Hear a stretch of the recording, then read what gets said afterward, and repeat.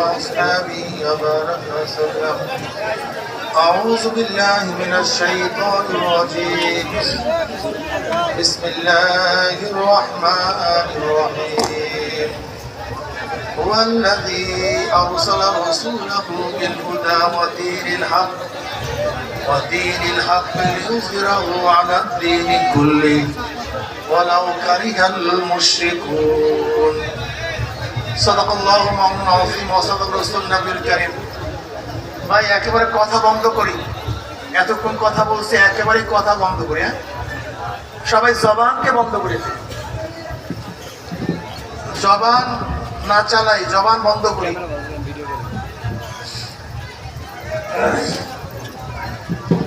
একটু ঘুরে দেন, মাইক্রোফোন না ঢুকে বাতাস একটু জবান বন্ধ করি সবাই। আল্লাহ একটু বন্ধ করি। আল্লাহ পাকের বান্দা জনাব মুহাম্মদ রাসূলুল্লাহ সাল্লাল্লাহু আলাইহি ওয়াসাল্লামের উম্মতগণ, আল্লাহ পাক রব্বুল আলামিন আপনাকে আমাকে ফিতনা ফাসাদের জমানায় যখন তাম দুনিয়ার থেকে ইসলাম মুসলমানকে মিটিয়ে দেওয়ার ষড়যন্ত্র চলতেছে, তাম দুনিয়ার মধ্যে ইসলাম মুসলমান থাকবে কি থাকবে না প্রশ্নের সৃষ্টি হয়েছে। যে জমানে মানুষ নেকের কাজ ছাড়তেছে, গুনার কাজ ধরতেছে, শুধু গুনার কাজ ধরেই না বরং গুনার কাজে প্রতিযোগিতা শুরু করছে, কে কার আগে জাহান্নামে যাবে। সবাই বলি নাউযুবিল্লাহ।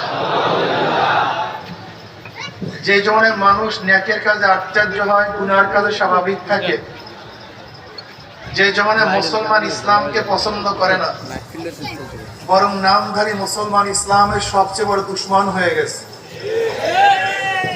সেই মুহূর্তে আল্লাহ পাক রব্বুল আলামিন আপনাকে আমাকে কোরআন ও হাদিসের মাজলিস, আলেম ওলামা মুমিন মুত্তাকিন জাকিরিন শাকিরিনদের গুরুত্বপূর্ণ এক দামি মাজলিসে আসার বসার বলা শোনার তৌফিক আল্লাহ পাক দান করছেন। শুকরিয়া দেন সবাই বলে আলহামদুলিল্লাহ। গতকালকেও যেরকম বৃষ্টি ছিল, আমরা অনেকেই ভাবতে পারি নাই মাঠের মধ্যে বা রাস্তায় আমরা মাহফিল করতে পারবো। আল্লাহ পাকের অশেষ মেহেরবানি, তিনি আজকে পরিবেশকে শুষ্ক রেখে আমাদের সুন্দর এক মাহফিল করার তৌফিক দান করছেন। এই জন্য শুকরিয়া কার আদায় করবো? বলে সবাই আলহামদুলিল্লাহ। ইসলামের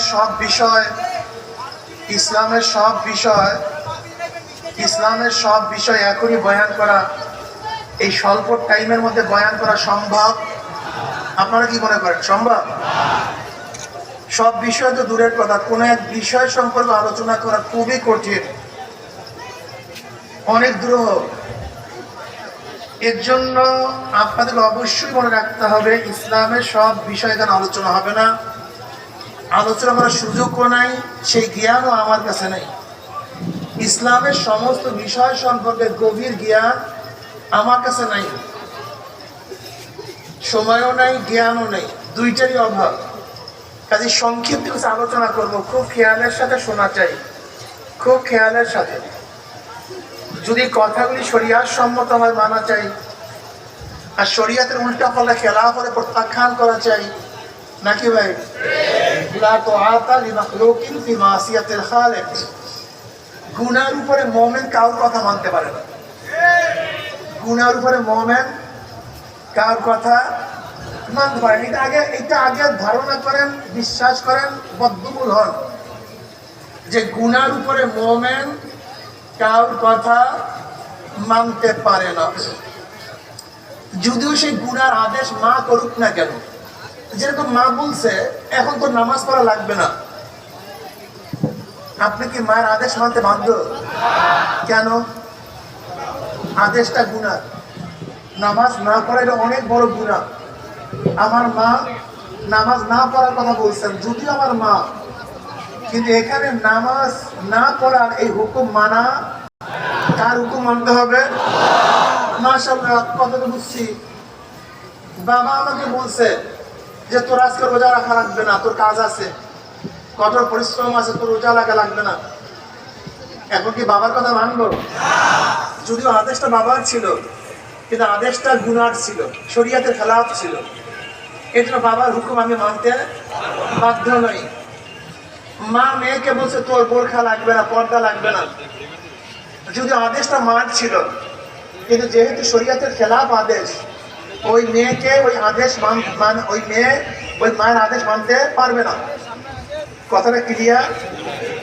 এইভাবে যদি আমাকে আদেশ করে আমার পীর, কিন্তু আদেশটা গুনাহ, যে তোর দাড়ি লাগবে না, তোর পর্দা লাগবে না, যদি আদেশ কেউ করে, যদি আমার পীর হয়, আমি তার কথা মানতে বাধ্য না, নাকি ভাই? ধরে নেন যদি সরকার বা রাষ্ট্র বা প্রেসিডেন্ট আমাকে বলে যে তুমি এই সুদ খেতে হবে, তোমাকে ঘুষ করতে হবে, তোমার এই শরীয়তের খেলাফ কাজ করতে হবে, আমি কি মানতে বাধ্য? মায়ের কথাই মানি না, শরীয়তের খেলাফ। বাবার কথাই মানি না, শরীয়তের খেলাফ। উস্তাদের কথা মানি না, শরীয়তের খেলাফ, উল্টা। তাহলে আমি কার কথা মানবো? কার কথা মানতে বাধ্য নই। এইটা পুস্তক মাথার মধ্যে নেন। লা তাআতা লিমাখলুকিন ফি মাসিয়াতিল খালিক। খালেকের আল্লাহর আদেশ নিষেধের বাহিরে আমি কারোর আদেশ এবং নিষেধ মানতে পারি না। এই ব্যাপারে আমরা সবাই একমত না দ্বিমত পাই? এই যে একমত হবে। যদি এখানে একমত হন তাহলে বয়ান শেষ, আর বয়ানের প্রয়োজন হয় না। আমাদের মূল সমস্যা এখানে, অমুকে বলছে, তমুকে বলছে, অমুকে বলছে, তমুকে বলছে, মানে অমুকে বললে তোমার কি আসে যায়? তুমি মানতেছো কেন? তুমি দেখো অমুকের কথাটা কোরআন হাদিস অনুযায়ী কিনা, শরিয়া সম্মত কিনা। যদি শরিয়া সম্মত হয় তাহলে মানো, আর শরিয়াতের উল্টা হলে প্রত্যাখ্যান করো। এর নাম মোমেন। শোনেন, জোয়ারে মোমেন গাও ভাসাতে পারে না। মোমেন কোন অবস্থাতেই পরিবেশের অনুযায়ী নিজেকে চালায় না। মোমেন কোন অবস্থাতেই সমাজ অনুযায়ী নিজেকে গঠন করে। মোমেন সবসময় শরিয়াত অনুযায়ী নিজেকে গঠন করে। সমাজে সবাই মদ পান করে, মোমেনও মদ পান করে। সবাই করতে পারে, মোমেন করতে পারে না। এটা মোমেন। সমাজে সবাই দাড়ি কাটে, তোমাকে দাড়ি কাটতে হবে, কারণটা কি? তুমি মোমেন। সমাজে সবাই সুদ খায়, তুমি সুদ খাবা কেন? কথা বলেন। সমাজে সবাই বেপরদা, তুমিও বেপরদা হবা কেন? অফিসে সবাই ঘুষ খায়, তুমিও ঘুষ খাবা কেন? তুমি মুমিন। এটা সমাজ অনুযায়ী মুমিন চলে না, শরিয়াত অনুযায়ী মুমিন চলে। কি অনুযায়ী? না সমাজ অনুযায়ী, দেশ অনুযায়ী মুমিন চলে, ইসলাম অনুযায়ী মুমিন চলে। ইসলাম অনুযায়ী, দেশ অনুযায়ী নয়। দেখেন, আমার মূল পরিচয় কি? আমি একজন মুসলমান। আমার মূল পরিচয় ومن أحسن قولا ممن دعا إلى الله وعمل صالحا وقال إنني من المسلمين। আমি একজন, সবাই কিন্তু বলেন নাই আমি একজন। এই আমার ফার্স্ট পরিচয়। এইটা কি পরিচয়? প্রথম, একেবারে প্রথম পরিচয়, আমি একজন। আমার এই ইসলামের পরিচয় সাথে সাথে আমার দলের পরিচয়। সংঘর্ষ হয়, বাবার সাথে সংঘর্ষ হয়, মায়ের সাথে সংঘর্ষ হয়, নেতার সাথে সংঘর্ষ হয়, দলের সাথে, অমুকের সাথে, তমুকের সাথে, দেশের সাথে, সব বাদ হয়ে যাবে, ইসলাম ঠিক থাকবে। ধরে নেন ইসলাম বলছে তোমাকে ডাইনে যাওয়ার জন্য, আমার মা বলছে আমাকে বামে যাওয়ার জন্য। আপনি কোথায় যাবেন? সংঘর্ষ লাগছে কার সাথে? কার সাথে? ইসলামের সাথে। আর ইসলাম বলছে, মা বলছে, টক্কর লাগছে কি লাগে নাই? এখন আপনাকে আত্মা মানবে। বাবা বলছে বামে যাইতে, ইসলাম বলছে ডাইনে যাইতে। এখন ডানে যাবেন না বামে যাবেন? টক্করটা কার লাগে লাগছে? মাশাআল্লাহ। আমার দল বলছে বামে যাইতে, ইসলাম বলছে ডাইনে যাইতে। দলের কথা মানবেন না ইসলামের কথা মানবেন? আমার নেতা বলছে বামে যাইতে, ইসলাম বলছে ডাইনে যাইতে। আপনি কোথায় যাবেন?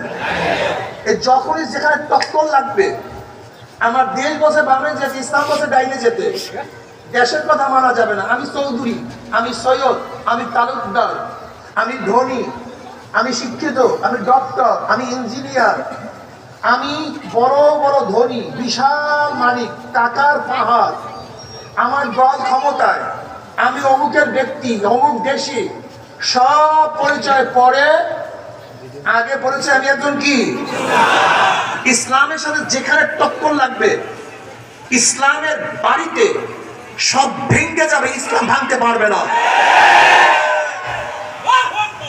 যদি তোমার টক্কর লাগে বাবার সাথে, বাবা ভাঙবে, ইসলাম ভাঙবে না। টক্কর লাগবে মার সাথে, মা ভাঙবে, ইসলাম ভাঙবে না। টক্কর লাগবে স্ত্রীর সাথে, স্ত্রী শ্বাস হয়ে যাবে, ইসলাম শেষ হবে না। টক্কর লাগবে আমার ছেলের সাথে, মেয়ের সাথে, বন্ধুর সাথে, দলের সাথে, সব কিছুর সাথে ইসলামের টক্কর লাগবে, সব ধ্বংস হয়ে যাবে, ইসলাম ধ্বংস হবে না। কিন্তু আমাদের অবস্থাটা কি? হ্যাঁ, চাকরির সাথে টক্কর লাগছে, চাকরি ঠিক, ইসলাম বাদ। স্ত্রীর সাথে টক্কর লাগছে, কথা বলেন না কেন? স্ত্রী ঠিক, ইসলাম বাদ। বন্ধুর সাথে টক্কর লাগছে, বন্ধু ঠিক, ইসলাম বাদ। ব্যবসার সাথে টক্কর লাগছে, ব্যবসা ঠিক, ইসলাম বাদ। দলের সাথে টক্কর লাগছে, দল ঠিক, ইসলাম বাদ। নেতার সাথে টক্কর লাগছে, নেতা ঠিক। তোমার এই ইসলাম দিয়া জান্নাতে যাওয়া যাবে না। তোমার ইসলাম অনেক দুর্বল। তোমার দুনিয়ার টক্করই তোমার ইসলাম শেষ। আজরাইলের টক্করের সময় তোমার ইসলাম কি অবস্থা হবে? কবরের ভূতার সময় তোমার ইসলামের অবস্থাটা কি হবে? এই আমাদের সূর্যের গরমের অবস্থা তোমার ইসলামের অবস্থাটা কি হবে? মিজান তোমার ইসলামের অবস্থাটা কি হবে? পুলসরাত বাড়ি দিয়া এই ইসলাম দিয়া জান্নাতে যাওয়া যাবে না। বুঝাতে পারি নাই। আসলে আমাদের সমস্যা কি জানেন? ইসলাম সম্পর্কে এত অজ্ঞ যা চিন্তাও করা যায় না। ইসলাম সম্বন্ধে জানি না। এখানে যারা আছেন অনেকেই মনে করেন হুজুর ইসলাম তো মাটির নিচের কথা বলে, মাটির উপরের কথা ইসলাম বলে না। এরকম ধারণা আছে কি নাই? সবাই আমার দিকে তাকান, আমার হাতের দিকে তাকান। আমার হাত দেখছেন সবাই?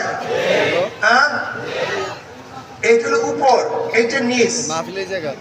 ধরেন হাতের উপরটা দুনিয়া, হাতের নিচ আখেরাত, নাকি ভাই?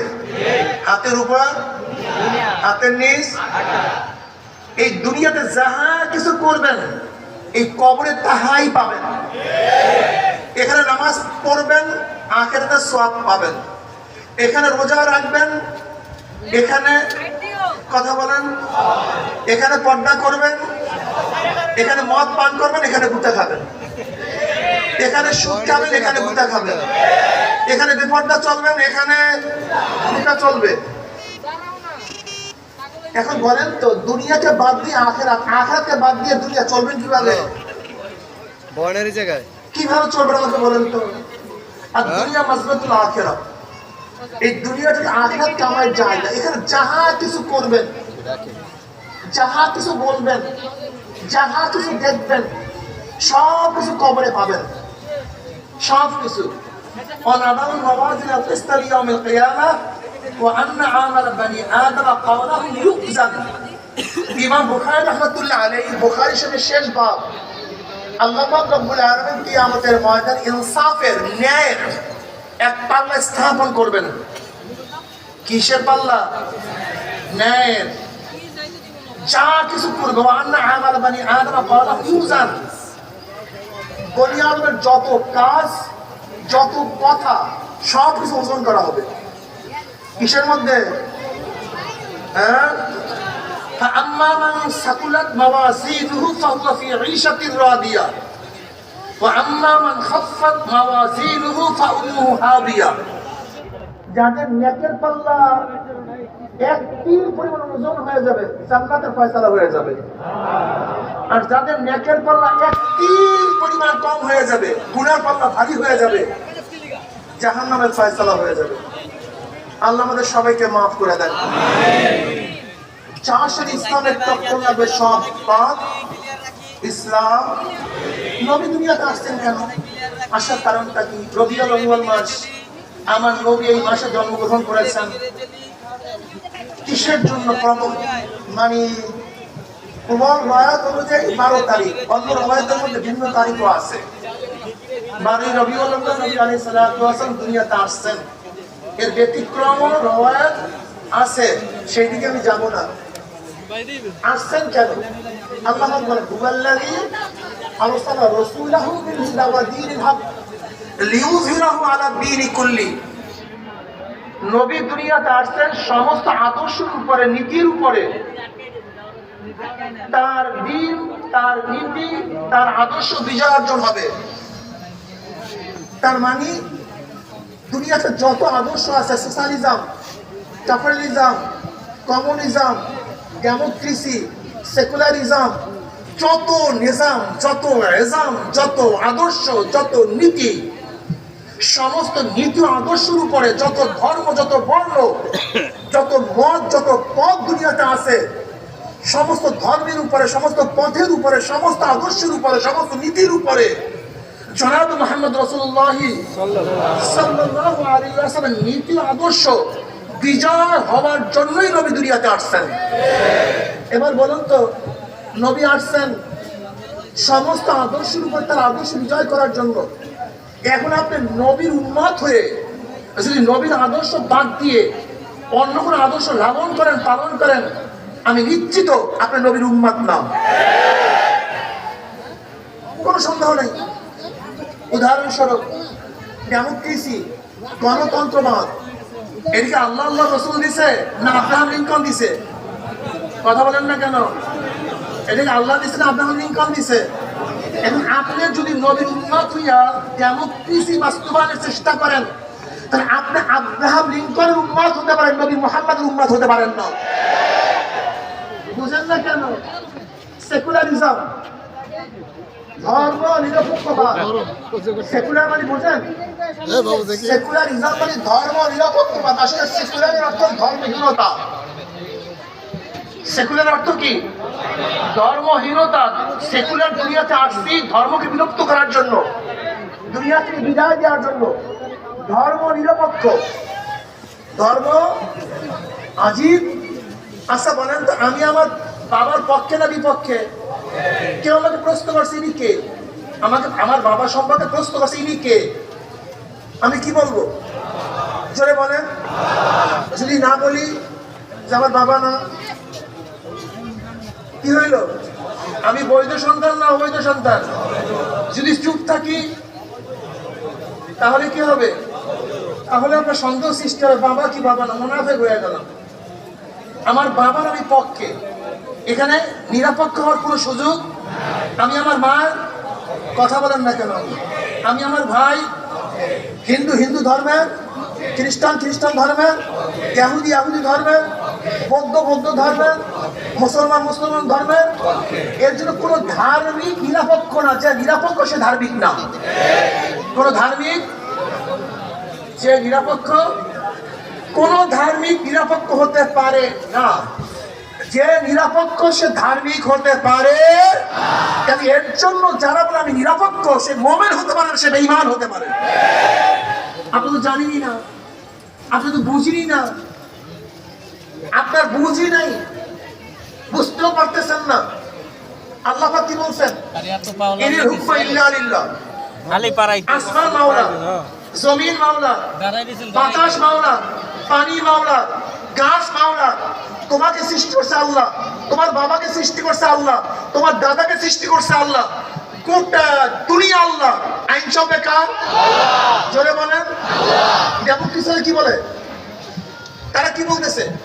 By the people, of the people, for the people. আইন চলবে জনগণের, আল্লাহর আইন চলবে না। এই কথা যদি কেউ বলে, তার ঈমান থাকে না, সে সাথে সাথে বেঈমান হয়ে যায়। হয়েছেন আপনি বেঈমান, বলতেছেন আমি মুমিন।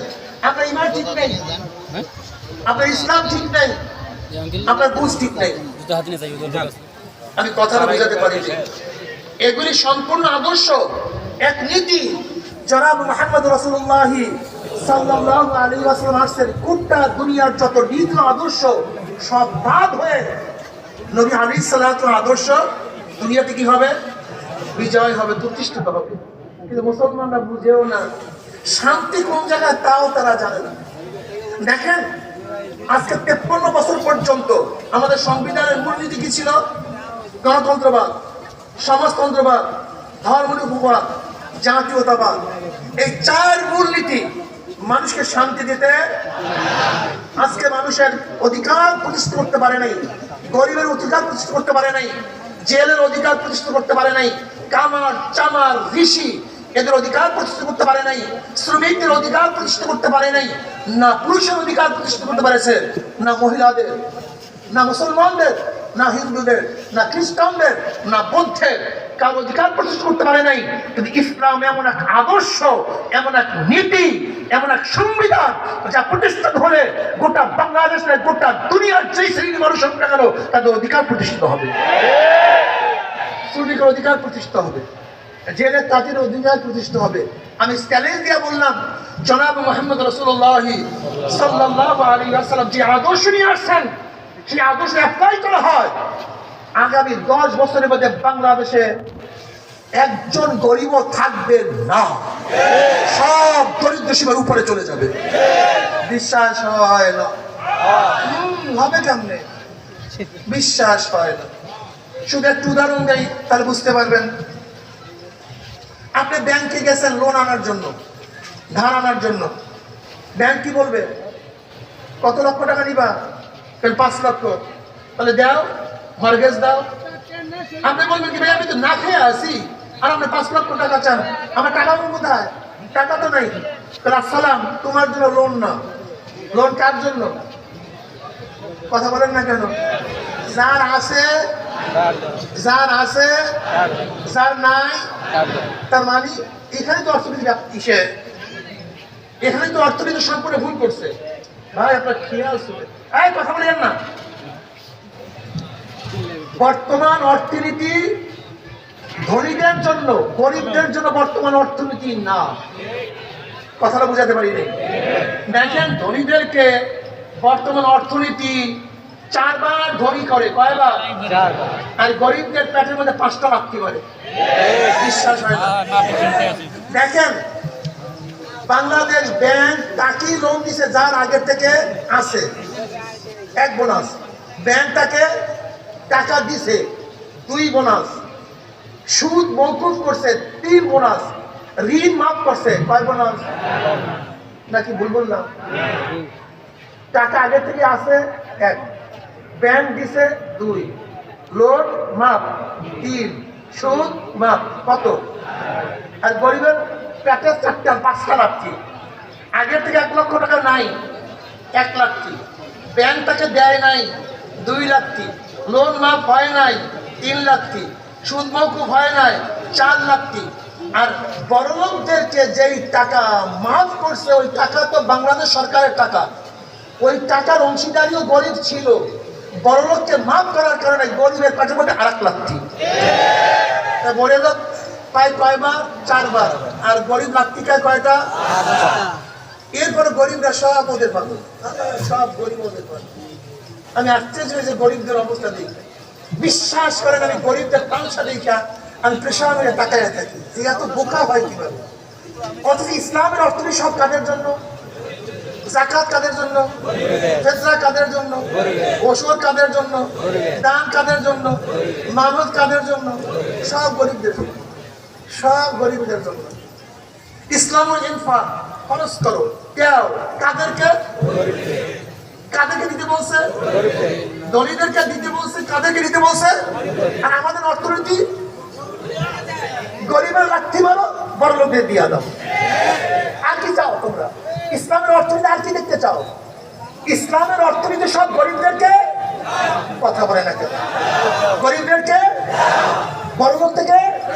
আর বর্তমান অর্থনীতি বড় লোকদেরকে দাও আর গরিবকে জুতা মারো। এর পিছনে তোমরা ঘোরো, মোকারাঞ্চল, এর পিছনে তোমরা ঘোরো। আজকে ব্যাংক থেকে হাজার হাজার কোটি কোটি টাকা লুটপাট হয়ে গেছে। আমার রিক্সাওয়ালা, শ্রমিক, গরিব, মজদুর একটা টাকা লুট করে নাই, চাইনা পয়সা লুট করে নাই। অথচ বাংলাদেশ ব্যাংক থেকে হাজার হাজার হাজার হাজার কোটি টাকা, 95,000 কোটি টাকা লুটপাট হয়ে গেছে। তুমি কি জানো 14 লক্ষ কোটি টাকা বাংলাদেশের পাচার হয়ে গেছে? 14 লক্ষ কোটি টাকা বাংলাদেশের পাচার হয়ে গেছে। অথচ এই পাচারের মধ্যে, এই লুট তরাজের মধ্যে আমার একটা রিক্সাওয়ালা নেই, একটা ঠেলাওয়ালা নাই, একটা জেলে নাই, তাঁতি নাই, মজদুর নাই, এতিম নাই, মিসকিন নাই, একটা সাধারণ মানুষের সাথে জড়িত নাই। যাদেরকে তোমরা বসাইছো এরাই লুটপাট তোমাদের টাকা করছে, আর তোমরা তাদেরকে সালাম দাও, আসসালাম আসসালাম লিডার, আসসালাম আসসালাম দিন, জুতা মারো, জুতা মারো, ভালো ভালো জুতা মারো। তুই টাকা, তুই চোর, তুই গুন্ডা, তুই বদমাশ, তুই ধর্ষক, তুই দেশ খ্যাত, জুতা মারো, ওদের গলার মধ্যে জুতা মারো। কিসের সাপ, ও কিসের বড় লোক, ও ডাইরেক্ট ডাকাত এবং চোর এবং গুন্ডা। ডাকাত দেখে সার বানায় ফেলেছে, চোর দেখে সার বানায় ফেলেছে। চোরকে চোর বলো, সাদাকে সাদা বলো, কালোকে কালো বলো, রাত্রকে রাত্র বলো, দিনকে দিন বলো। এই জনগণের ঐক্য ব্যতীত ডাকাত নির্মূল করা যাবে না। এই জনগণ সচেতন হওয়ার আগ পর্যন্ত সন্ত্রাস বন্ধ করা যাবে না। এই জনগণ ঐক্যবদ্ধ ব্যতীত কোনো অবস্থাতে দুর্নীতি মুক্ত দেশ গড়া যাবে না। এইটাই দুর্নীতি করবে সবাই সম্মিলিত ভাবে জুতা পিটা করবে। দেখবার দুর্নীতি কেউ করবে, কেউ করবে না।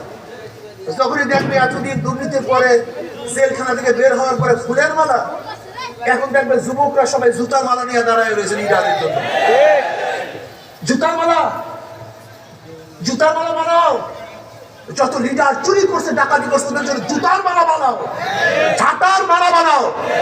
দেখবার দুর্নীতি এমনি বন্ধ হয়েছে, থাকবে না। তোমরা খারাপ, এই জনগণ খারাপ। আমরা যতই আকাঙ্ক্ষা গান করি, হাই লিডার আসসালাম, হাই লিডার আসসালাম, জিন্দাবাদ জিন্দাবাদ, তা আমি চিন্তা করি যত আকাঙ্ক্ষা করে জিন্দাবাদ যখন পাই, তখন বাদ দিয়ে লাভটা কি? জনগণ ঠিক হবে। যে দলের মধ্যে, যে গোষ্ঠীর মধ্যে দুর্নীতিবাজ আছে, চাঁদাবাজ আছে, গুন্ডা বদমাশ আছে, আমি একজন ভালো মানুষ হিসাবে সেই দল করতে পারি? আমি পারি না। তুমি পারতে পারো, তুমি গুন্ডা তুমি করতে পারো, কিন্তু আমি পারি না। কি কথা ঠিক না? আমার নবী আলাইহিস সালাতু ওয়াস সালাম আসছে মুক্তি দেওয়ার জন্য, গোটা দুনিয়ার মানুষকে মুক্তি দেওয়ার জন্য, অর্থনীতি মুক্তি দেওয়ার জন্য, সামাজিক ন্যায় বিচার প্রতিষ্ঠা করার জন্য। নবী কি বলেছেন? কি বলেছেন? আমার মেয়ে ফাতেমাও যদি চুরি করে, আমার মেয়ে ফাতেমা, আমার মেয়ে ফাতেমা চুরি করলে আমি তার বিচার করবো। আছে গোটা দুনিয়ার মধ্যে এরকম কোন লিডার এই কথা বলছে? আমার নবী বলছে, আমার নবী বলছেন।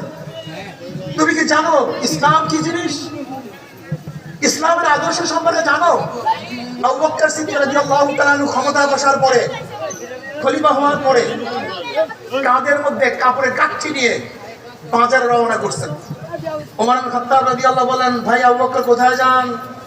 বলে ব্যবসা করার জন্য। কাঁধের মধ্যে কি ভাই? জোরে বলেন। তার কাঁধের উপরে আবু বকর কে? যিনি আরব ইসলামী জাহানের প্রেসিডেন্ট, ইসলামী রাষ্ট্রের প্রেসিডেন্ট। এই প্রেসিডেন্টের কাঁধের মধ্যে কাপড়ের গাঁঠি। কোথায় যায়? কিসের জন্য? ওমর ইবনে খাত্তাব রাদিয়াল্লাহু বললেন, ভাই আবু বকর, তোমার কাঁধের উপরে গোটা মুমিন মুসলমানদের, গোটা জাতির বোঝা চাপিয়ে দেওয়া হয়েছে, আর তুমি কাপড়ের গাঁঠি নিয়ে বাজারে যাও। তিনি কি বললেন? ওমর, খাবো কি? ওমর, যদি ব্যবসা না করি সংসার চলবে কিভাবে?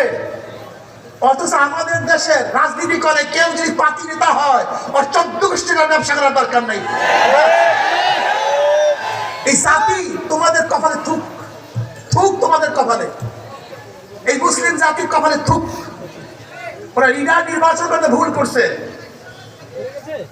আমাদের দেশের প্রাইম মিনিস্টার গর্ব সহকারে বলে, ধোকাবাজ প্রাইম মিনিস্টার, যে আমার পিয়ন 400 কোটি টাকার মালিক। ওই সময় যদি সবাই ঝাড়ু মিছিল বের করতেন, তাহলে ওই সময় বিদায় হয়ে যেত। ওই সময় ঝাড়ু মিছিল বের করেন নাই, এই সব দোষ আপনারা দোষী। যে পিয়ন আমার 400 কোটি টাকার মালিক হয়, দেশটাকে পাইছো নাকি? পাইছো নাকি দেশটাকে? আজকাল জনগণ কি যে বলি, ইসলাম সম্পর্কে জানি না, বুঝেও না, বুঝতেও চায় না। ইসলাম ফোবিয়া এদের মাথার মধ্যে। যুবকরা মনে করি ইসলাম যদি আয়, মানে 24 ঘন্টা পাগড়ি মাথায় দিয়া থাকতে হবে, টুপি মাথায় দিয়া থাকতে হবে, জোর করে দাঁড়িয়ে রাখাইয়া দেবে, জোর করে মনে হয় বললাম বললাম জামা পরাইয়া দেবে, জোর করে এইটা করবে, জোর করে সেইটা করবে। ভয় পাচ্ছে যুবকরা। আমাকে অনেকে প্রশ্ন করলো, ইসলাম আসলে তো চলতে ফিরতেই পারবো না। আমি বলি, কেন, কি হয়েছে?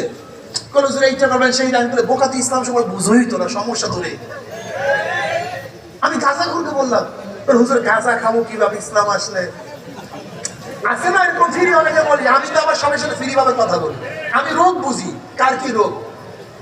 আমি বললাম, তোমার কোনো টেনশন নাই, তুমি ভাবছো তুমি গাঁজা কিভাবে খাবা ইসলাম আসলে, তোমার কোনো টেনশন নাই। বলে, কেন হুজুর?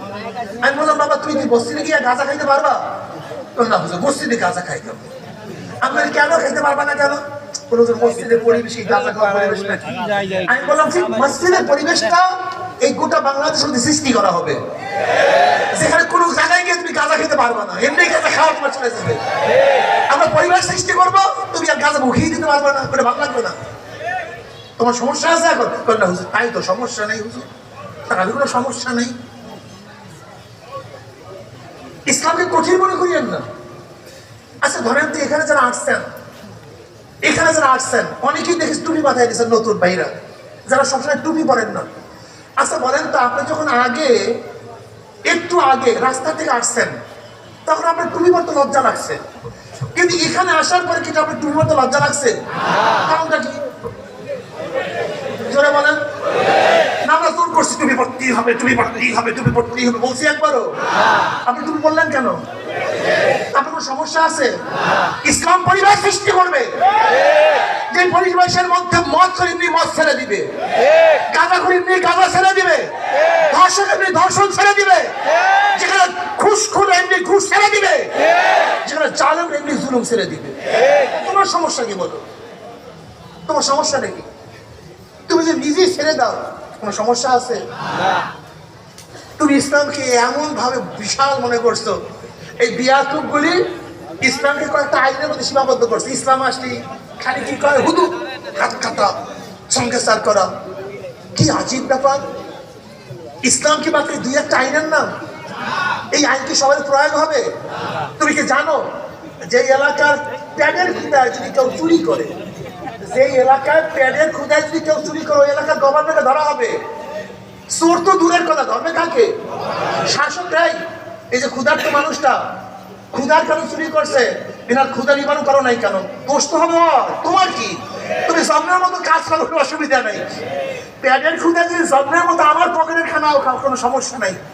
ইসলাম ক্ষুধার্ত ব্যক্তিকে কোনো অবস্থাতেই বিচার করে না। ইসলাম যে চরিত্রহীন তাকে বিচার করে। ওই যারা হাজার হাজার কোটি টাকা মাইনিং করছে, হাজার হাজার কোটি কোটি টাকা লুট করছে, দেশকে দেউলিয়া বানায় দিছে, ইসলাম তাদেরকে বিচার করে। যারা ক্ষুধার্ত অবস্থায় চুরি করে তাদেরকে ইসলাম বিচার করে না, বরং যার এলাকায় ক্ষুধার্ত ব্যক্তি থাকবে, কেন তাকে দেখা হলো না, ইসলাম তাকে ধরবে। তুই এই ক্ষুধার্ত ব্যক্তিকে দেখলি না কেন? আপনি কি দেখেন ওমর ইবনে খাত্তাব কি বলছেন? ওমর ইবনে খাত্তাব বলছেন, আমার খেলাফতের আমলে ফোরাতের পুলিও যদি কুকুর না খেয়ে মারা যায়, কি মানুষ তো দূরের কথা, একটা উটও যদি না খেয়ে মারা যায়, কিয়ামতের ময়দানে আল্লাহর কাছে জবাব দিতে হবে, ওমর তোর খেলাফতের আমলে একটা প্রাণী সে না খেয়ে মারা গেল কেন? ইসলাম বুঝে না বাবা, তোমার বিশাল ব্যাপার স্যাপার, তোমার সমস্যা। এবার ওমর ইবনে খাত্তাব রাদিয়াল্লাহু আনহু, ভাই আবু বকর একটা কাজ করি, বাইতুল মাল থেকে আপনার জন্য কিছু হাদিয়ার ব্যবস্থা করি, কিছু হাদিয়ার ব্যবস্থা করি, যেহেতু সংসার তো চালাতে হবে, আর আপনার মাথায় বিশাল বোঝা। ঠিক আছে করো। বলেন তো আবু বকরের হাদিয়া কেমন ছিল?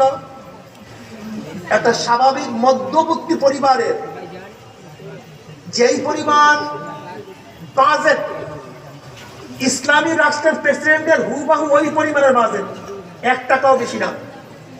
বুঝাতে পারছি? মধ্যবিত্ত পরিবারের যেই পরিমাণের বাজেট, খলিফাতুল মুমিনিন প্রেসিডেন্টের ওই একই বাজেট।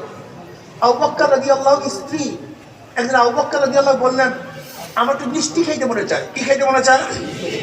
টাকা পাবো কোথায়? টাকা তো নাই।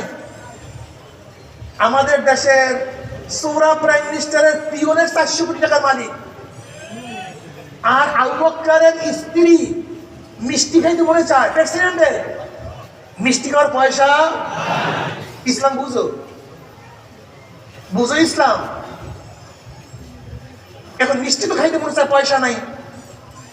আবু বকর রাদিয়াল্লাহু আনহু স্ত্রী করলেন কি, ওই যে ভাতা যা দিত সেই ভাতার থেকে চাইলে না 1 পাই 2 পাই জমাতে জমাতে কিছু টাকা জমাইছে, অনেকদিন পর টাকাটা হাতে দিচ্ছে, বলে যান এই টাকা দিয়ে মিষ্টি কিনে আনেন। টাকা পাইছো কই?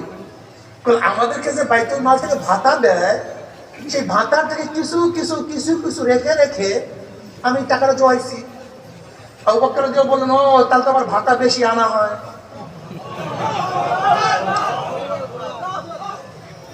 আবু বকর রাদিয়াল্লাহু মিষ্টি আনলেন না, ওই ভাতা বাইতুল মালে ফেরত দিয়ে দিলেন। এর নাম ইসলাম, এর নাম মুসলমান, এর নাম ইসলামের হুকুমত, এর নাম আল্লাহর ভয়। আমি সেদিকে বলেছিলাম সাংবাদিকদেরকে, আজকে এই খয়রাতি দেশের, ভিক্ষুক দেশের আমলাদের তামসা চক্ষুর দেখলে আমি পরেশান হয়ে যাই যে আজকে রিক্সাওয়ালা, ঠেলাওয়ালা, খয়রাতিদের ভ্যাট ট্যাক্সের পয়সা দিয়া একজন আমলার পিছনে যেই পরিমাণ টাকা খরচ হয়, এরা ইসরাফ ছাড়া অন্য কিছু হতে পারে না। অপচয়, অপচয়। যদি আজকে অপচয় না হইতো, সুষম বন্টন হইতো।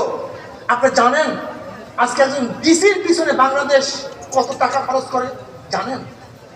একজন এসপির পিছনে বাংলাদেশের সরকার কত টাকা খরচ করে?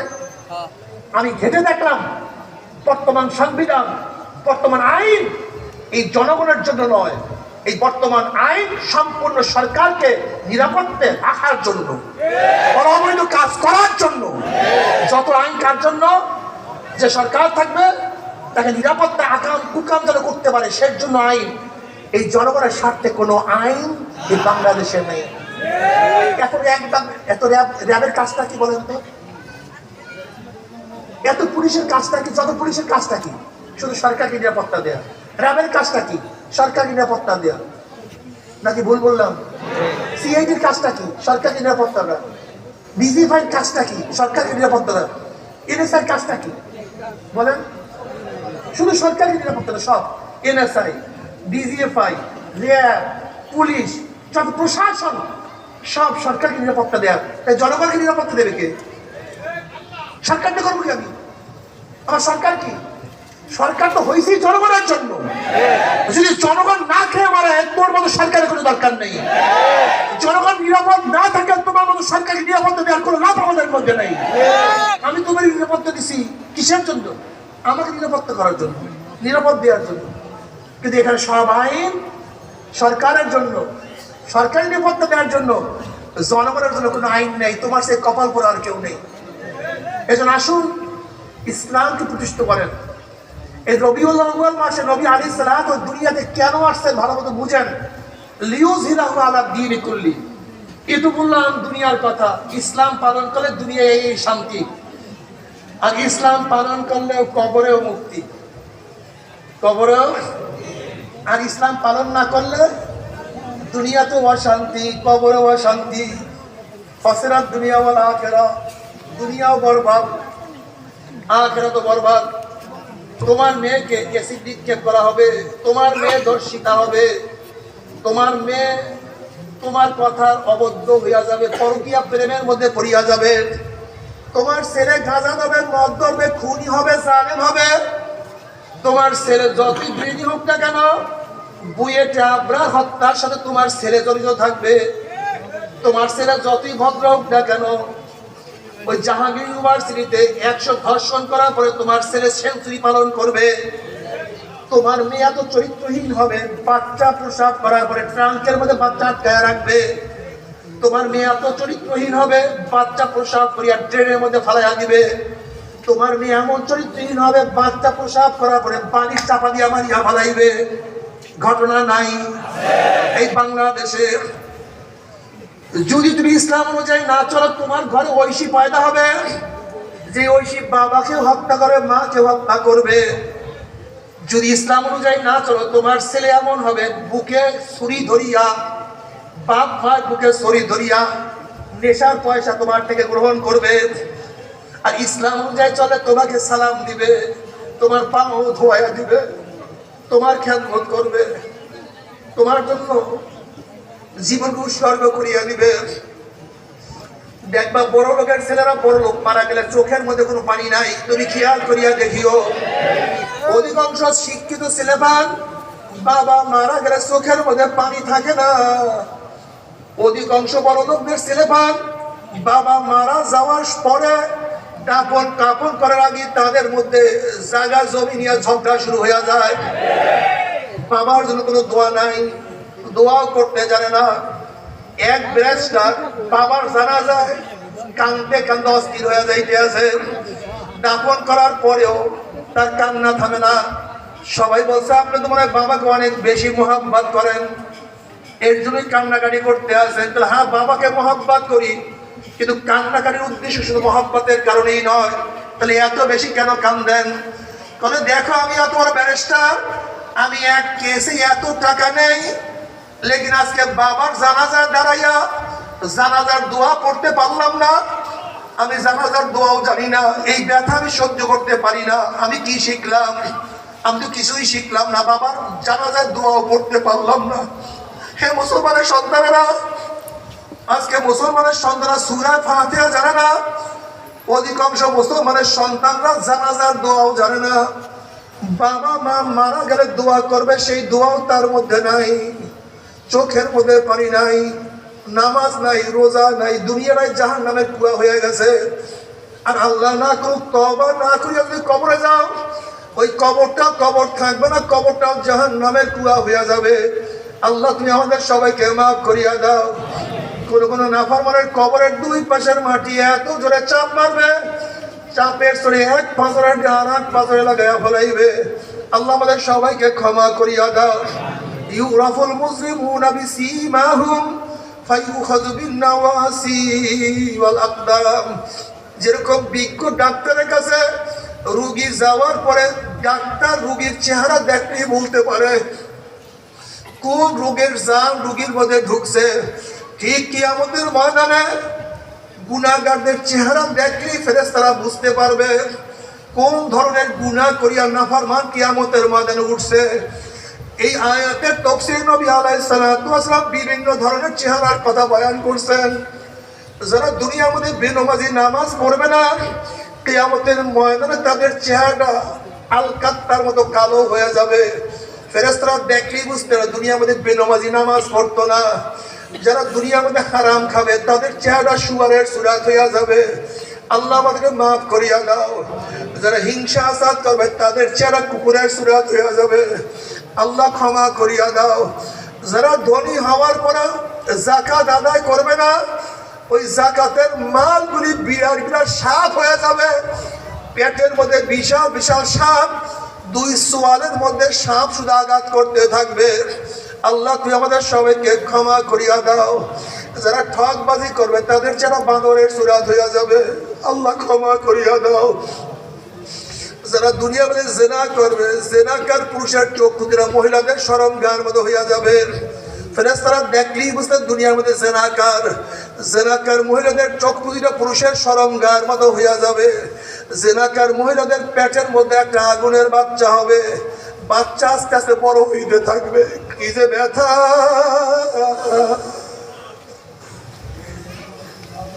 কি যে যন্ত্রণা।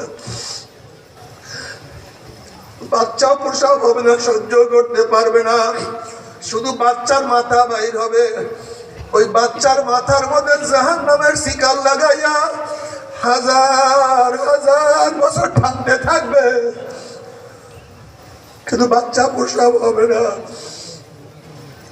বাবারা গুনাহ তো করিয়াই বলাইছি, তওবা করো আল্লাহর কাছে। মাওলা রে মাফ করিয়া দাও, ক্ষমা করিয়া দাও। ও যুবক বাবারা, ও আমার মুরব্বী বাবারা, আল্লাহর কাছে তওবা করো। তওবা করার মতো তওবা করো। ইল্লা মান তাবা ওয়া আমানা ওয়া আমিলা আমালান সালিহান ফাউলাইকা ইউবাদদিলুল্লাহু সাইয়্যাতিহিম হাসানাত ওয়া কানা আল্লাহু গফুরার রহিমা।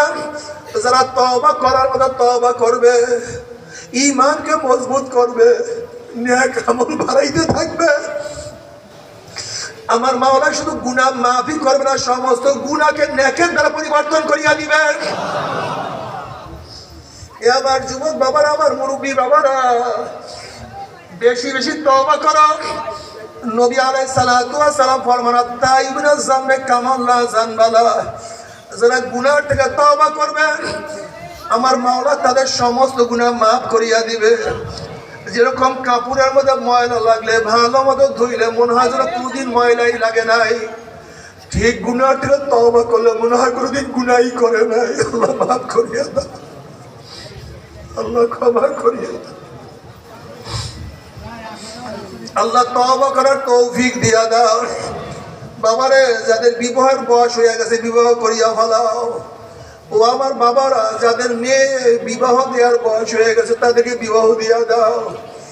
বর্তমান পলিসি যেন আমাদের যুবক যুবতীদেরকে জিনাকার বানাইয়া দেওয়া যায়, এর জন্য পলিসি চলতে আছে।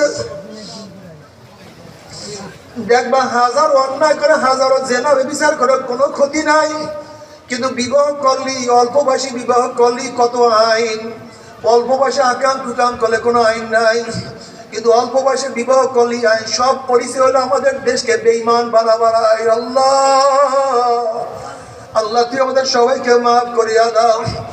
এ আমার যুবক বাবারা, মুরব্বী বাবারা, ও আমার পর্দার মা বোনেরা, যারা আল্লাহকে ভয় করা তাদের কাছে আমার বয়ান, আর যারা আল্লাহকে ভয় করার তুমি বুঝবার তোমার মাওলাই বুঝবে। যদি তওবা না করিয়া কিয়ামতের ময়দানে উঠাও, হাত পার মধ্যে জাহান্নামের শিকল লাগিয়া যাবে। শিকল লাগাইয়া কিয়ামতের ময়দানের মাঝখান থেকে নাফরমানকে টানা শুরু করবে। কত বাবা দেখবে ছেলেকে টানিয়া নিয়ে যায়, আবার কত ছেলে দেখবে বাবাকে টানিয়া নিয়ে যায়, কত মা দেখবে মেয়েকে টানিয়া নিয়ে যায়, আবার কত মেয়ে দেখবে মাকে টানিয়া টানিয়া নিয়ে যায়, কত পীর দেখবে মুরিদকে নিয়ে যায়, আবার কত মুরিদ দেখবে পীরকে নিয়ে যায়। আল্লাহ আল্লাহ তুই আমাদের সবাইকে মাফ করিয়া দাও। নাফরমান যাহা কিছু ধরবে সব ছুটিয়া যাবে। এরপরে টানতে টানতে জাহান্নাম, জাহান্নামের মধ্যে নিক্ষেপ করবে। জাহান্নামের মধ্যে নিক্ষেপ করার পরে 70 বছর পর্যন্ত জাহান্নাম নিচে যাইতেই থাকবে, যাইতেই থাকবে। ডাইনে আগুন, বামে আগুন, উপরে আগুন, নিচে আগুন, সামনে আগুন, পিছনে আগুন, শুধু আগুন, আগুনের নিচে যাইতেই থাকবে, যাইতে। বাবারা, আমার মাওলা যত বড়, আমার মাওলার জান্নাত তত বড়। আমার মাওলা যত বড়, আমার মাওলার জান্নাতের শান্তিও তত বড়। আমার মাওলা যত বড়, আমার মাওলার জাহান্নামও তত বড়। আমার মাওলার যত বড়, আমার মাওলার জাহান্নামের শাস্তিও তত বড়। আল্লাহ তুই আমাদের সবাইকে মাফ করিয়া দাও। বাবা, জাহান্নামীদেরকে একটা জাহান্নামের পোশাক পরাইয়া দেওয়া হবে। উলের কোনো পোশাক না, রেশমি কাপড়ের কোনো পোশাক না। আল্লাহ তুই আমাদের মাফ করিয়া দাও। ওই পোশাকটা আমাদের আগুনের পোশাক। ওই জাহান্নামীদেরকে যখন আগুনের পোশাক পরাইয়া দেওয়া হবে, নাফরমান 2 হাত দিয়ে পোশাক ছেড়তে চাইবে, ছিঁড়তে পারবে না, সহ্য করতে পারবে না। ওই আগুনের পোশাক চামড়া গোস্ত পোড়াইয়া সব সরকার করিয়া ফেলাইবে। নাফরমান বলবে, মওয়াত মওয়াত, আমাকে মৃত্যু দাও, মৃত্যু দাও। আল্লাহ বলেন, লা ইয়ামুতু ফিহা ওয়ালা ইয়াহইয়া, মানুষ মরবেও না, মানুষ বাঁচবেও না, জীবন বাহির হবে কিন্তু বাহির হবে না। তবে মুমিন মুসলমান বলবে, সবাইরই মনে চায় গুনাহ থেকে ফিরিয়া নেক আমল করিয়া মাওলার জান্নাতে সবাইরই যাইতে মনে চায়। গুনাহ নিয়া মাওলার জাহান্নামে কাউরি কিন্তু যাইতে মনে চায় না। কিন্তু কেনই বা আমরা নেক আমল করতে পারি না, কেনই বা গুনার কাম ছাড়তে পারি না? এর মূল কারণ হলো আপনার এবং আমার পিছনে নফস এবং শয়তান লাগিয়া রয়েছে। এই নফস এবং শয়তানকে ফেরার জন্য যে কোনো একজন হক্কানি আল্লাহর ওলির হাতে হাত দিতে হবে রে বাবা। খবরদার, বর্তমান জমানায় পীর মুরিদের নামে ভেজাল, শিরক, বিদআত, হিংসা, হাসাদে পরদ হয়ে গেছে। সমস্ত আল্লাহর ওলির একমত, যেই পীরের 5 জন মুরিদের মধ্যে কম পক্ষে 3 জনকে দেখবা আলহামদুলিল্লাহ সুন্নাত মুআফাক আমল আকলাক মজবুত হয়ে যাইতে আছে। গুনার কাম ছাড়তে আছে, নেকের আমল ধরতে আছে, কলম নরম হইয়া চোখে পানি আসতে আছে। বৃক্ষতার নাম কি, ফলে পরিচয়। আমি চরমোনাই বুঝি না, চরমোনার দাওয়াত প্রশংসা প্রচার প্রসার করার জন্য আসি না রে বাবা। চরমোনাই যাওয়ার তোমার কোনো দরকার নাই, কোনো দরকার নাই, কোনো দরকার নাই। তুমি যার কাছে গিয়া পারো গুনার কাম ছাড়ো, নেকের আমল ধরো, কলম নরম করিয়া চোখে পানি নিয়ে মাওলার কবরে যাইয়া।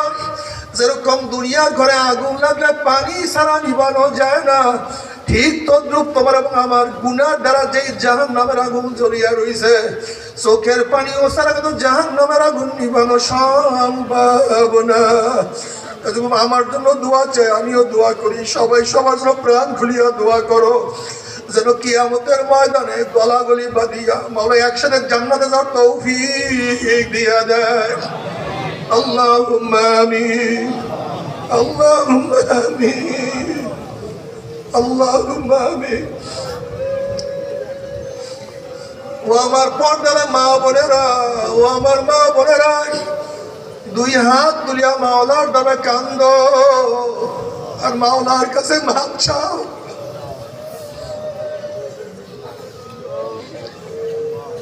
মাওলা কত গুনাহ করছি, কত নাফরমানি করছি।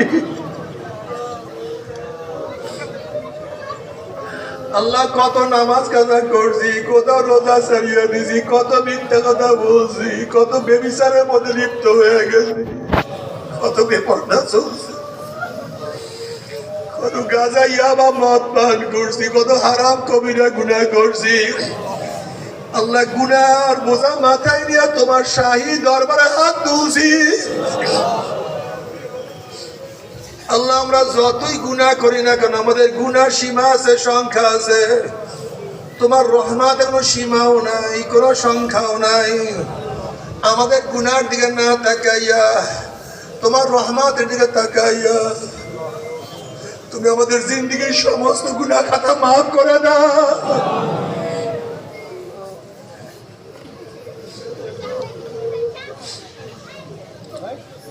আল্লাহ তুমি মাফ করবেই না, ক্ষমা করবেই না, কি আমাদেরকে মাফ করবে, কি আমাদের ক্ষমা করবে? আল্লাহ সন্তান অন্যায় করিয়া বাবার কাছে মাপ না পাইলে মায়ের কাছে মাপ পাওয়ার আশা করে। ভিক্ষুক এক দরজায় ভিক্ষা না পাইলে অন্য দরজায় ভিক্ষা পাওয়ার আশা করে। আমরা তোমার দুয়ারের ভিক্ষুক, তোমার দরজার ভিক্ষুক। তুমি যে হাঁকাইয়া দাও, তারাইয়া দাও, আর কোনো দরজা নাই, আর কোনো মালিক নাই, আর কোনো রহমান নাই, আর কোনো রহিম নাই, আর কোনো গফফার নাই।